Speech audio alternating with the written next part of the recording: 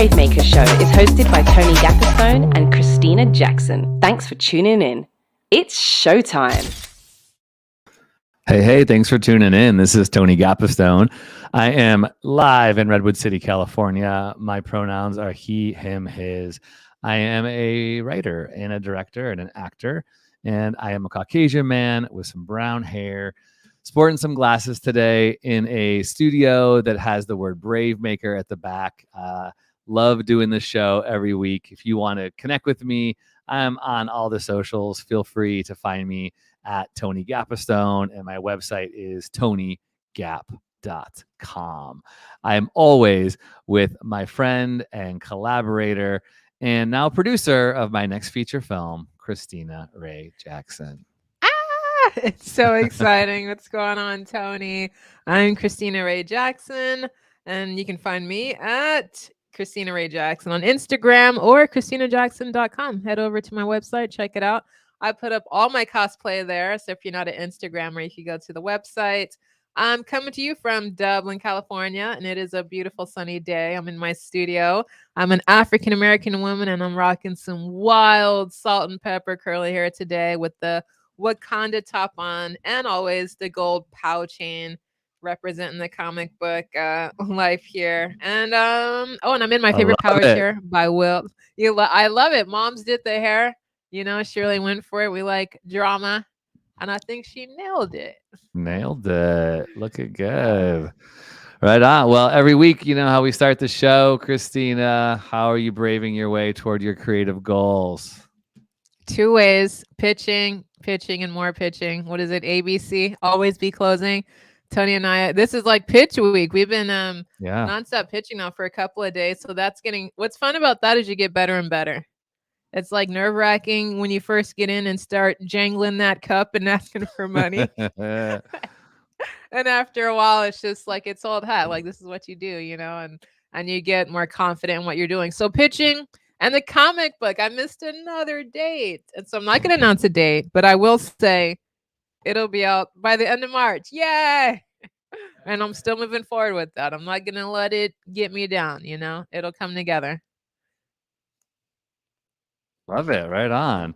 Well, I am doing the same as Christina as pitching.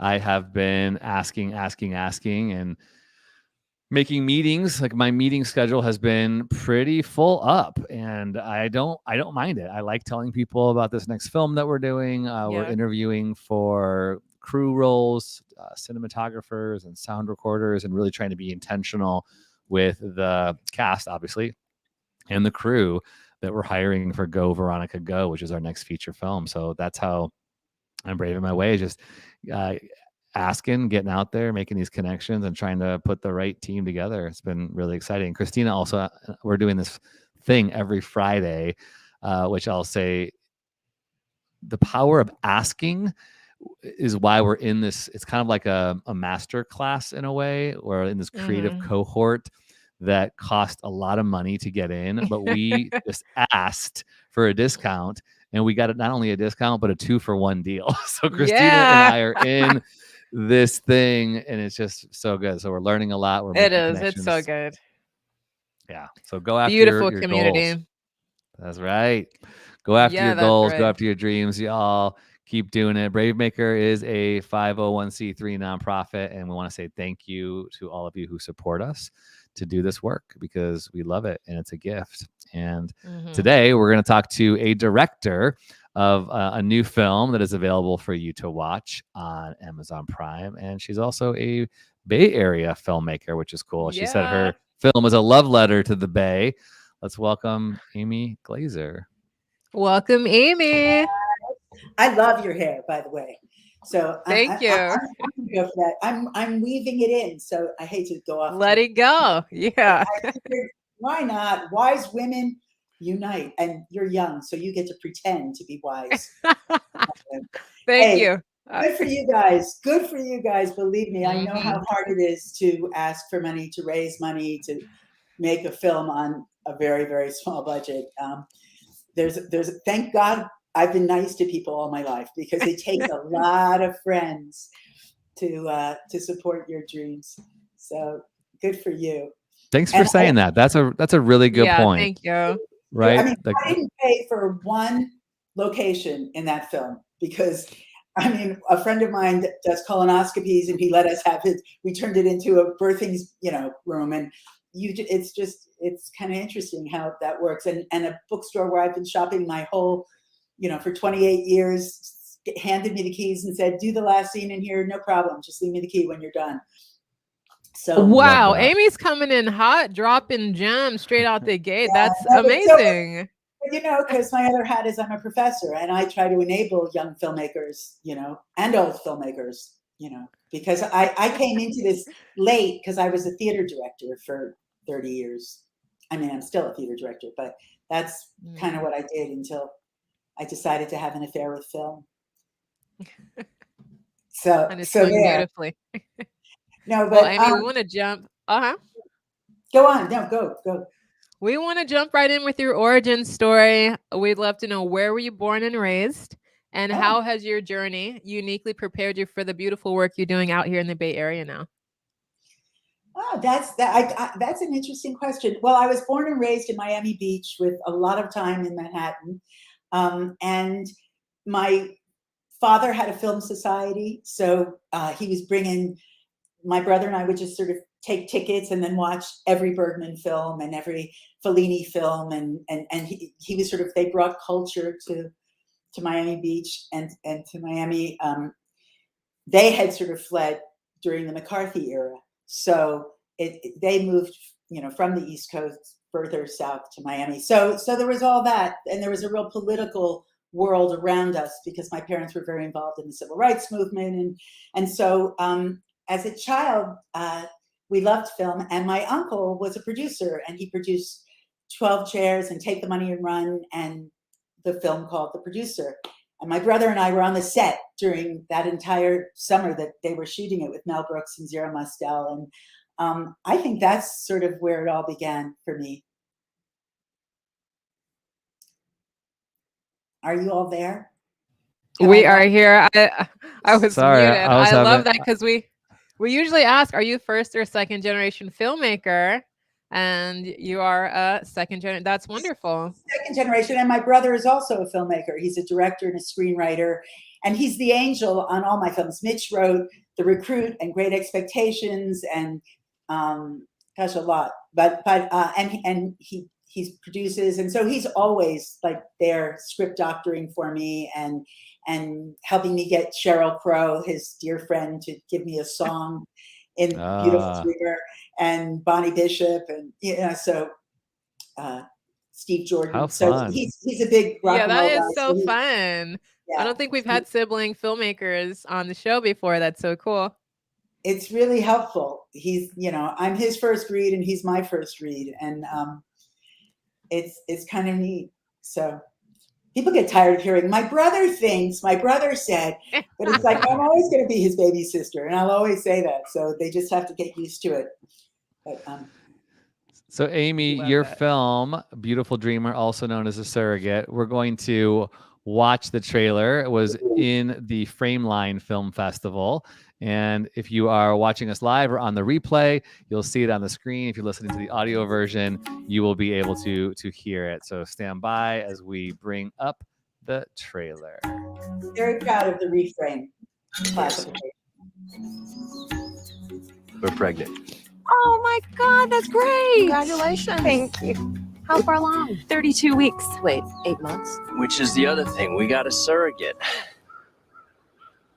Beautiful dreamer, wake unto me. Starlight and dewdrops are waiting for thee. Beautiful dreamer, queen of my song. Sarah's mother gave us money. We told her it was for the kitchen remodel. It's your mom. Don't get it. So, your pregnancy, you've gained a lot of weight. Honey, you really want to be careful with that. Looks like I'm going to be seeing you in a few weeks. Wait, did you just say you were coming here? She's coming here. So how do you go about choosing a surrogate, Billy? You want to see her? Surrogate's hot. I feel like I'm faking it. Cervical irregularities are about 1 in 100 pregnancies. What causes this? Previous damage from miscarriage, any number of factors. I didn't do anything. She's a pregnant stranger. What does she do when she's alone? Scarf hot dogs and chain smoke? I think you're overreacting. Oh, you do. We could lose the baby. Your mother needs your help. You can't stay here. When exactly were you going to tell me? I don't know, Mom. Maybe never. For obvious reasons. This is a nightmare. Sarah? It's all good. I got you. Boundaries, Billy. To use the womb of an underprivileged woman. Seriously, shut up. Legally, Crystal, with all this crazy drama that's going on, she could claim maternal rights if she wants to. Hey, Billy, why do you have these pictures of me on your computer? What? Oh, those. Billy, what are those pictures? You know, you saw those, Sarah. No, I absolutely did not see these. They were part of our research phase. I kissed your girlfriend. Excuse me? It just happened, and I feel like this is the best time to tell you. I knew you wouldn't tell her. You knew? I'm just here to do this job. I'm not anything else for any of you. Beautiful dreamer, awake unto me.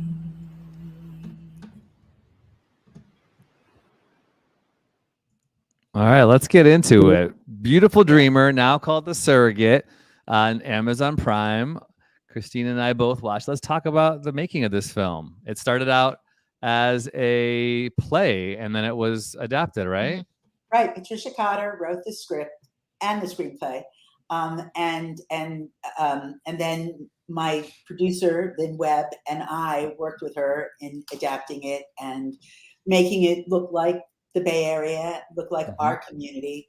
And so a couple of things I want to say. This you said something that I thought was interesting. You said you are very mindfully crewing up and casting your film, and that's what I was saying at the beginning. The reframe classification at the front means that we had like over 50% of women working on the film and of people of color, and on top of that, I'm a professor, and a lot of my students who are both women and people of color at San Jose State were also working on the film. So we were very mindful about creating the same community that we were watching in the film.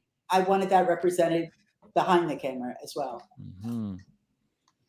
Yeah, can you talk about the process of working with your screenwriter? And I definitely want to talk about the complexities in the actual process, but also even in the story presented some complexities of having babies and relationships and sexuality and all these different things that you were playing with. But let's talk about just things that you learned. We always like hearing best practices that have developed from things that didn't work out well in the making of it, because things never go right when you're making a film, it seems.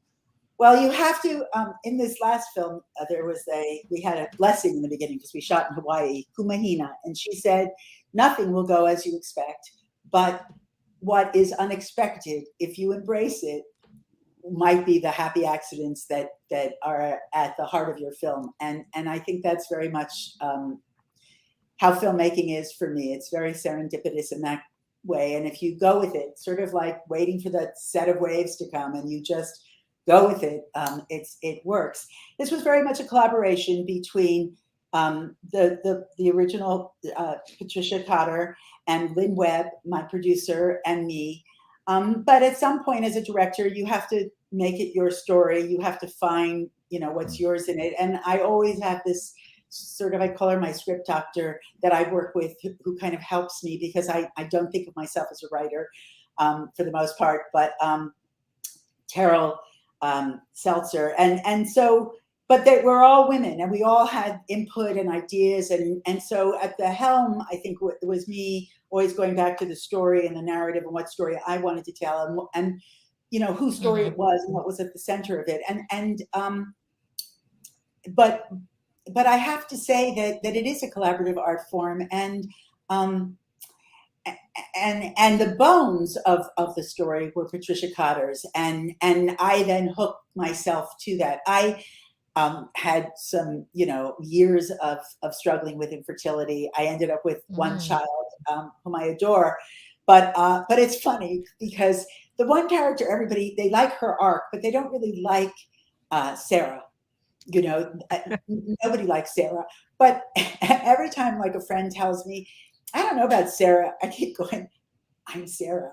I was Sarah. But when you are shooting yourself up with hormones and taking all this, better living through chemistry, make a baby somehow, when you're doing all this stuff to get pregnant or to hold on to a baby, you're crazy. You're stressed. You're paranoid. Hormonally, you are just off the wall. And I was so proud of Jen Mudge, who played the role, because she was so willing to be unattractive, to be me at that stage in my life. And I was so grateful for that. I love actors. I mean, because I began as a theater director, I love you both. I love actors. And for me, I won't even notice. Someone will have to tell me that there's a boom in the shot because I'm just so lost. Oh, I love that. It's just who I am, and it's what I love. And I think what made me transition ultimately, even though I'm going to do a play this summer, but from film to theater, is that in film I got to direct twice. I got to direct on the set.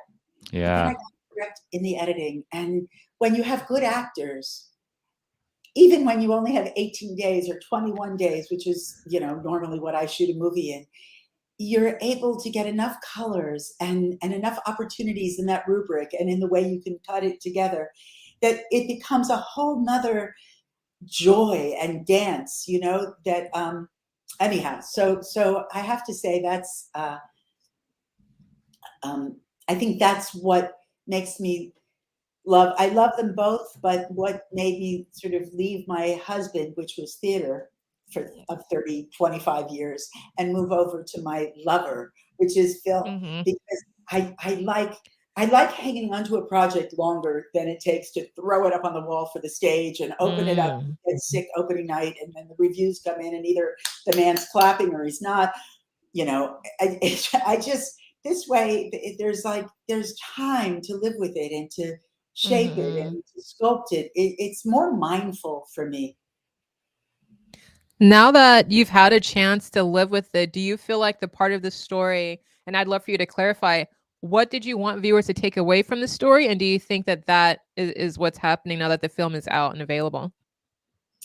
Well, there's one scene I missed that just kills me, where they're watching home movies of the child on a bouncing room, and they're talking about how great their child is. And every time my friends talk about, even now, like so-and-so got into Harvard, or I wish I had that scene because it was so satirical and it so reminded me of, that culture. What happens to you when they're your children? You become crazy for a while. Like my child is the genius and my child is the, anyhow, but so I missed that scene. But what the story was about for me was, about extended family and about best friends. And for me, it was an homage to my best friend, who's not with us anymore. He died of suicide, but so, and I wanted it to be platonic. I didn't want there to be any sense that there was something between, and that's Erin Daniels, who plays Margaret, and Louis Osawa, who plays Billy. And so I feel like at the core for me, but then, this picture of the blended family, I mean, to me, that's what it's about. I have extended family, and it saved my life through the pandemic and through making this film and this next film that I've made. It means a lot to me. And I felt like the film at its core is about that. It's about through thick and thin, getting through it, Through thick and thin, yeah. As I was watching it, I was just noticing the first of all, love San Francisco, seeing the bridge and all the, I think they were eating in North Beach one day. I don't know, I couldn't tell, but I was like, well, they're at Perry's. It was supposed to be North Beach in the script, but we went wherever we could go for free. It was sure. Our producer Maurice Cambar of Cambar Entertainment, like eats there every day. So that was our little, we tipped our hat to him and went to Perry's. And That's those are all great. my students. So every person you see in the background, that's the cool. assistant, they were all my students who came on in busloads to support me. So it was kind of lovely. Can you talk about, as you know, you talked about loving working with actors, but what are some things from set that you can talk about? There was some, there was platonic connections, but there was also these jealousies between these two friends as they were grieving the fact that life was changing. There's two women who are in a relationship that are getting married, but then there's this, I don't want to spoil things, there's this wondering if there is more. There's all these different complexities, and then you've got a woman who's being a surrogate who kind of said she does it for extra money, and that complexity of there, and like, do you trust this person? And all these different things were sort of baked in these really challenging relationships at a very high stress time. It's a baby coming into the world. Right. Well, people said that it was about too many things, but to me, it was about the messiness of life and all those things conflating in a way. And yet somehow they got through it. Like even in the jealousies and in that with all that, there's a kind of forgiveness of our imperfections, including the mother-in-law, who, I guess I could say that in some ways I felt like I was every character in this movie. It was like a little psychomekia. It was like I was everything. And as such, I felt the super objective was to just find that connection, to just get through, to just figure out what we're supposed to do next, and to somehow blend all the colors in and make our differences kind of beautiful. I mean, working with these two women, it was so glorious. I mean, the thing is, I'm an actress director, so I really care about nothing else other than, are you a good actor? And so some of this came to pass because Jen and I had worked together on my first feature film. We were supposed to, so this film came out, was finished just as the pandemic hit. And we were supposed to have our world premiere at the San Francisco International Film Festival, which felt so perfect. We loved San Francisco. I am San Francisco. My other film had been in it. We were so excited about this, Lynn Webb, my producer, and I. And then they canceled. And then because of the pandemic, and then we were in another festival that ended up pivoting to a drive-in movie theater, which is that picture of them all at the drive-in movie theater. But and then the world stopped. It was like the day the earth stood still, and I kind of thought it never was going to come to life. So when you say, how do I feel about it when I look at it and does it tell the story I wanted to tell?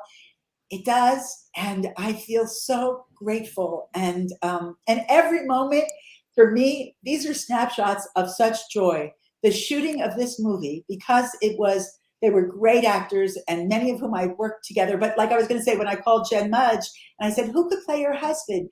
And she said, I just worked with this man. He's played my husband twice now. He's a really good actor. Why don't you look at his tapes? And I looked at his stuff and I just went, oh my God, he's wonderful. I just fell in love with him. And so that was her husband. And it was serendipitous because that is what the Bay Area looks like. And he was supposed to be a computer geek, and it all just worked, anyhow. So I have to say there was a lot of joy on the set. There were some naughty things and some like things that we had to do because like we didn't have the right, like I don't do well with no, like they wouldn't let us shoot in a certain place. So we forged things, and don't even ask. Ooh, Amy, work it. Class, Amy. We would always say, get your trench coat ready. They're taking us in. Be ready to like put on the trench coat and walk through without a comment. But indie filmmaking, guerrilla filmmaking is not easy. Guerrilla filmmaking. That's what I heard. How to get the shot with Amy Glazer. Grab your trench coat. Never take I love that. Never take no. But I was enabled by my producer, so it worked great. It was just like Yeah, and it was all women. We were all, I did not realize. Now, here's what happens. This is the problem when you said you're a white man, and that's okay. Some of my best friends are white men. Thank you. I just want you to know that for years, white men have been telling the stories. And of course, they're telling the stories about themselves because that's who they are. And that's kind of what they know.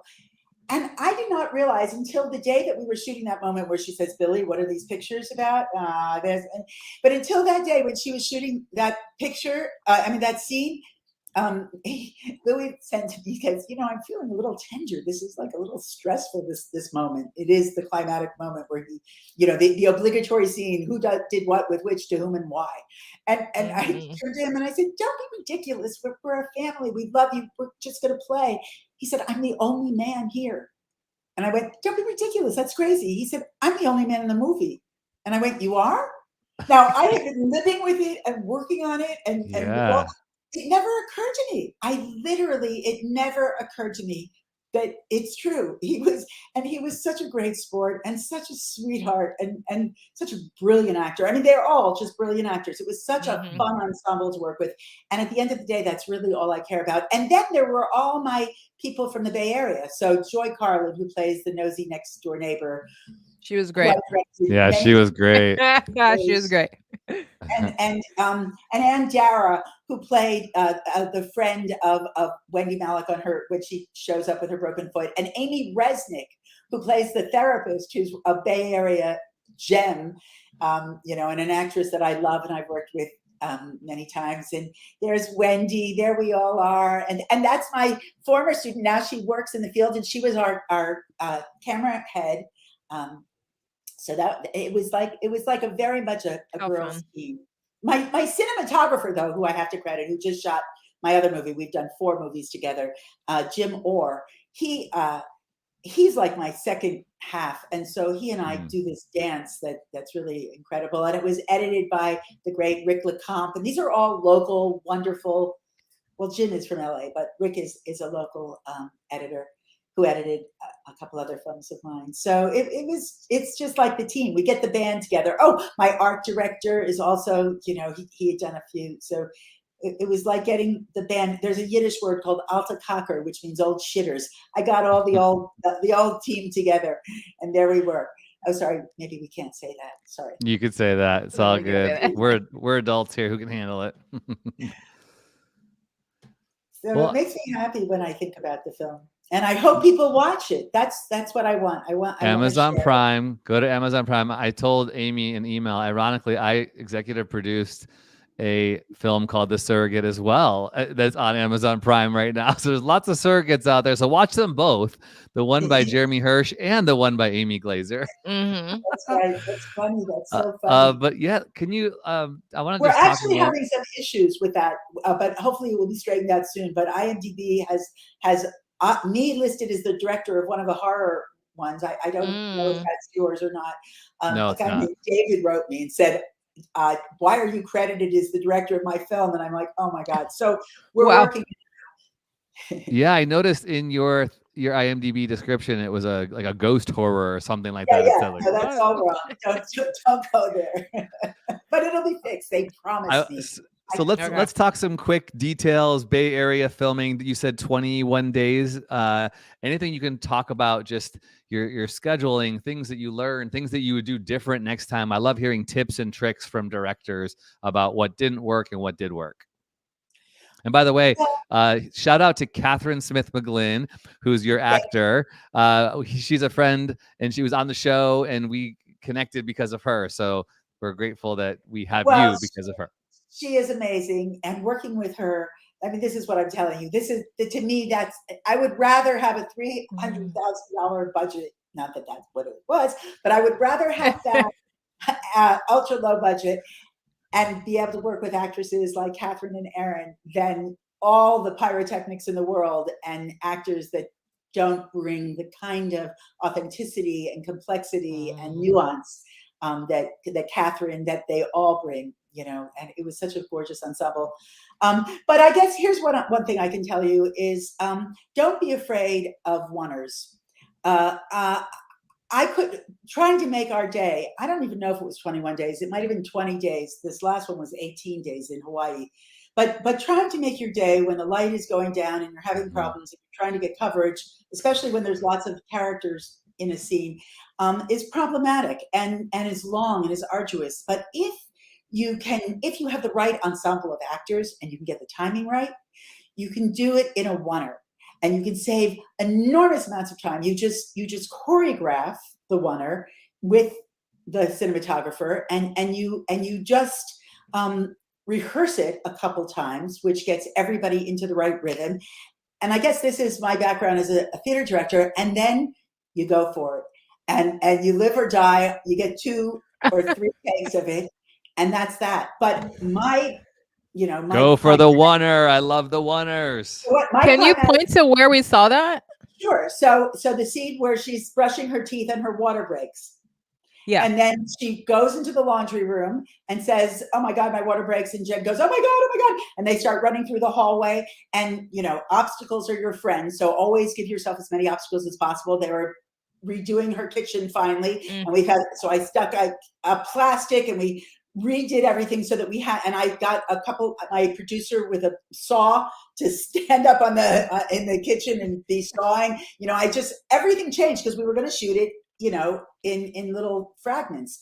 And, and then she goes through the kitchen with my brilliant cinematographer, Jim Orr, following her. And the plastic falling back on him, and we're all running behind him. And then Wendy Malick hears and takes the things out. He follows her. The girl comes out, screams. We whip around, catch the screaming girl, whip back, catch Wendy walking, walk out with them over the shoulder. And then just then we see in the background, Erin Daniels arriving with this big toy doll and the neighbor in the background. So you have all this long access with this great background, midground, foreground storytelling happening.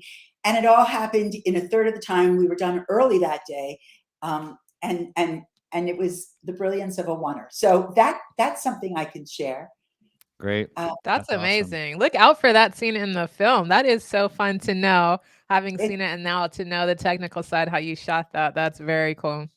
All in one shot. The only shot we break into was the moment where she goes, "Wait, let me get a picture." And they all turn around and look at her like, "Are you nuts?" And I had my AC take a picture, and from the same place so that we could use the picture later. And it's my favorite scene. So I guess what I'm saying is, don't be afraid to think improvisationally, and things shift and change. That's the other thing. Sometimes if we weren't making our day, I would conflate 2 scenes and put them in one location. I just think you have to be, you have to be willing to pivot a lot. Mm-hmm. And to embrace the pivots, like I said, not to be afraid of it, to just go, "Oh, right," because that was a happy accident that I feel gave the filmmaking a kind of grammar that I really felt connected to and liked. Mm-hmm. Can you talk about relationship with your producer and just what makes a good relationship with a director and a producer? I think each one is different. I have a new producer now. I think that a good producer is a creative producer, and certainly Lynn Webb was that. And it's not just about the money. It's about, because every choice you make that's about money informs what comes out in front of the camera. So you want a producer who's going to get that and care and know. And Lynn is somebody with a background in theater and a background in film who gets the art form. So I guess you look for a creative producer, like you have. You just said that you have your rights, right? You want a producer who will understand the difference in performance and understand why you're pushing for a certain actress, and how to support the narrative, and who's going to care as much as you care, and not just about making money, but about creating a project like what you're about, Brave Makers. It's way too much work. It's way too hard if you're not putting something in the universe that you are proud of. Oh, I love it. I love it. You said Yeah. care as much as you care. That's a big deal, right? That your team, your collaborators care at the high level that you are going to be putting your time and effort, energy, and money. Can you talk a little bit about money? We've got lots of fun. We're fundraising for our second feature here, but we've got lots of lots of filmmakers, a part of the Brave Maker community. One that it currently launched her Seed and Spark campaign. Shout out to Keisha Brooks yesterday to raise money for her first. This last film that I just did, Meli, which I just shot in Hawaii, it feels like last week, but that had a Seed and Spark. So we did do Seed and Spark as. Tell us any ideas that helped you raise the funds. Anything that you would inspire other filmmakers as they go out to find the funds to make their project come to life. I'm hoping, my plan, who knows? I mean, believe me, I'm a baby at this as well. This is only my 5th feature, but I'm hoping, I was able to raise personally, I mean, through friends, through angels, and through in this last project, and through the woman who came to me, who plays the lead character in the movie, I was able to raise the funds to shoot the film. But now I'm applying for a lot of grants for post-production. So my feeling is always get it in the can, and then write grants for post-production. Because my hope is that it's going to be easier to get a grant because it's beautiful. It's the same cinematographer, and it's in Oahu, and it's about Amelia Earhart, and Wendy Malick is in it again. And so and it's a YA film, which I like. I like telling stories for our girls. So even though I don't have one, but. And so I think that's my plan. My plan is to get what you can get and shoot it on, and try to stay in that extra low budget. There's Jim Orr. That's my cinematographer, and Louis Osawa. That's how we had to do all the driving stuff, was French overs. And usually I'm down on the ground next to him, scared to death.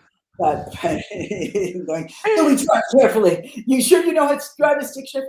But anyhow, I don't recommend that. So if what I hear you saying about the fundraising that I like is this idea that sometimes we don't have to raise all of the funds to make the film. Raise as much as you can. Get it in the can. Yeah, get it in the can. And I think there's also something to be said about sometimes, like I've been working on a project with another team, and we got to the place of like we didn't get all the money that we wanted, and we kind of been waiting to try to raise it. And we finally said, we have this big chunk of money. Let's make the film for this chunk of money. Make the film with what you have, right?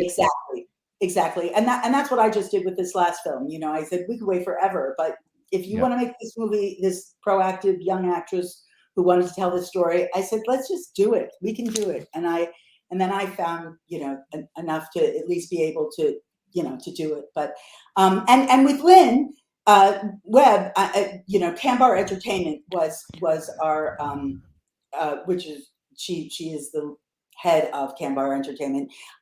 They financed that film, and but we never have enough. You never have enough. But again, we made the same decision that we were going to just do it on an ultra low budget. And poor Lynn, she gave up her house. So my producer, this is what a good producer does, and one of my actresses, they live together, and she gave up her house. That's the house, that mid-century house in Oakland Hills. She had just bought it, and I was in love with it. And I had been working on the script, and I said, I can't help it. I'm imagining every scene in your house. And she was like, no, absolutely not. I can't do this. And then sure enough, she finally, one day when we had no more money and we knew we weren't going to make it any other way, she said, okay, here are the keys. And then I started like switching things around, redecorating her house. But I still love that house. So anyway, there was that mustard wall that I had them paint. For some reason, I had this instinct about it. Anyway, she loved it and kept it. So. Oh, that's cool. Yeah, I love that house, the neighborhood, the feel. That was great. Yeah, beautiful. Angela Davis actually lives right down the street from there. Shut up. Yeah, isn't that cool? She used to like walk her dog while we were shooting. So it's a very cool neighborhood, and it's a very beautiful house, and I'm happy Lynn has it. And now that it was sort of like. In fact, her girlfriend moved into my house with my husband because she couldn't stand it. We were there all night and like early in the morning. There was such chaos there. But we made the film the way the film is and the way the Bay Area, that my Bay Area kind of family is, and that's what felt so authentic about it. That even the process was as authentic as the product in my mind. We love to hear it. Go watch The Surrogate on Amazon Prime and give it some love. Independent film, Bay Area film, directed by Amy Glazer. Amy, thank you so much for being with us today. Thank you. Amy, you teach at San Jose State University. You're teaching film. So if you want to learn film, look her up at San Jose State University. In my film. That's right. They all end up in my film. Well, Amy, stay with us for our last part of the podcast where we give our favorite thing of the week. Brave faves. TV shows, films, books, songs, technology, clothing, podcast, food, and more. These are a few of our favorite people, places, and things. Brave faves. So I just attended my first Sundance this year, and it was absolutely amazing, virtually, of course. And one of my favorite documentaries, I went hard for the documentaries, as Tony knows. They're some of my favorites. But one of my favorite was Aftershock by Tanya Lewis, Lee, and Paula, I'm going to mess up the last name, Eiselt. And this was just an absolutely heart-wrenching documentary about the plight of Black mothers and Black families in this country and the struggles that Black women go through to bring babies into the world safely for themselves and for the mothers.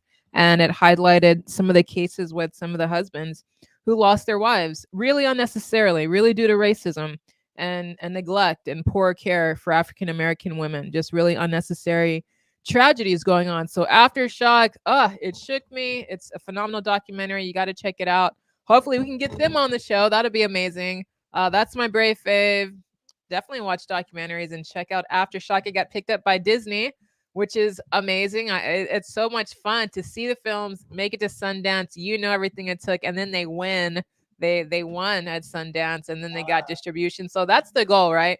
As filmmakers, that's what you want to do. You want to make something beautiful, bring a story to life visually, get it picked up, get it out in the world. That's the greatest goal. So that's my brave fave for the week, and I'll throw it over to you, Tony. So some of you know that in our current film, we have an actress, Allie Mills, who was on the original Wonder Years back in the 90s. Well, I just started watching the reboot of the Wonder Years, and it's so delightful and wonderful, and it's a perfect time to pick up a new show in Black History Month, the first couple episodes where it lands in 1968, and it's so good. I laughed out loud. I cried. It is so fun. Watched it with my kids who are of the same age as the main character, Dean, in the film. And it's so great. Don Cheadle narrates it. It was directed by Fred Savage, and Lee Daniels is executive producing. Really? It's great. So Wonder Years, it's been out for some months now, but that's my brave fave. I'm so digging it. It's so great. So fun. Tony's always hitting it out the park. You can, if he's given a pick, you could binge that show. Just rest assured, you could binge it. I'm excited for that. That's awesome. I missed it. That's what I'm going to watch. Go check it out. Amy, what's your favorite thing of the week? Just a thing. It doesn't have to be a film. Anything you want. Anything. Brave fave. Anything. Food, restaurant, film, anything. I guess my favorite thing of the week was I had a little Valentine's party with two of my favorite girlfriends and their husbands. We let them come, and my husband, and it was just all of a sudden I sat around the table, kind of like my film, and I looked at how different we all were and how there for each other we were, and I just remembered what matters in this world, and sometimes you have to want less to get more, and it was something so small. There was something so just small about it, and yet so enormous in terms of I don't know, just having family and having that friendship. Lovely. Simplicity, friends, appreciating what we have. Can't ask for more. Right. Amy, it's so good. Amy, don't go away. Stay with us. I want to say thank you to all of the viewers who were watching either live or on the replay. We're so grateful for you and your support. Remember, we're a 501c3 nonprofit Bay Area charitable organization. So any way that you want to support us, we welcome that. You can go to our website at bravemaker.com/buzz, or you can use your phone and just text the word Brave Maker to 44321. And encourage you to go to our website. We have a screenwriting class coming up starting on March 2nd. So if you've been wanting to write a short film, myself and Kamika Hartford, our screenwriting teacher, will be teaching a 5-week course on bringing your idea to life, getting it on the page, and then we can also help you figure out how to produce that film and get your filmmaking dreams out into the world. Don't wait on this. March 2nd is when it starts. We'd love to have you. And we have what's coming up next week, Christina? We have a fabulous show for you next week, Wednesday at 4 p.m. Pacific Standard Time. Tony, who do we have on the show next week? Actually, it is slipping my mind at the moment. I'm sure it's a fabulous filmmaker. I think we'll have to circle back on that because I don't know either. I always feel like we need to check the schedule to make sure. But we have somebody, so come back next week. But we'll definitely be here. We can always thank our team. So let's do a shout out to our team. Absolutely. Let's thank our producer, Alex Todd. You're amazing. Our podcast editor, Bernal Amos. Our social media manager, Carrie Alley. And our Brave Maker intern, Emerson Morley. Absolutely. I don't know why I wanted to call you a different last name, but I didn't say it. So thank you, Emerson, and everyone else from the Brave Maker team. You guys are wonderful. You help us do this show every week and get to talk to filmmakers. So this is great. It's a dream job. And thank you, guys. Dream come true. We love doing this work. Amy, thank you so much for being on the show. And come back. Let us know when your next film, your Hawaiian film, is out so we can talk to you about that. And hopefully, if you're around in July, come to our film festival, July 7th through the 10th. Maybe we'll circle back with you because we're going to be doing a pitch festival and we're looking for students who have ideas. And we will be having a pitch fest that has some cash prizes from some of the grants that we're going to be getting in partnership with some of the organizations in the Bay Area to make more Bay Area films. I'll absolutely tell my students about this and about what you do in your classes. So absolutely, San Jose State, they're going to hear about you. Come on, San Jose State. Awesome. You can go to bravemaker.com/buzz and sign up for our weekly newsletter. And we send out all good sorts of fun stuff, free films to watch and all the like. But that's all. That's our show today. Amy, don't go away. We'd love to take one picture with you before, but we always end the show by saying brave stories change the world. And you are the story. Bye, everybody.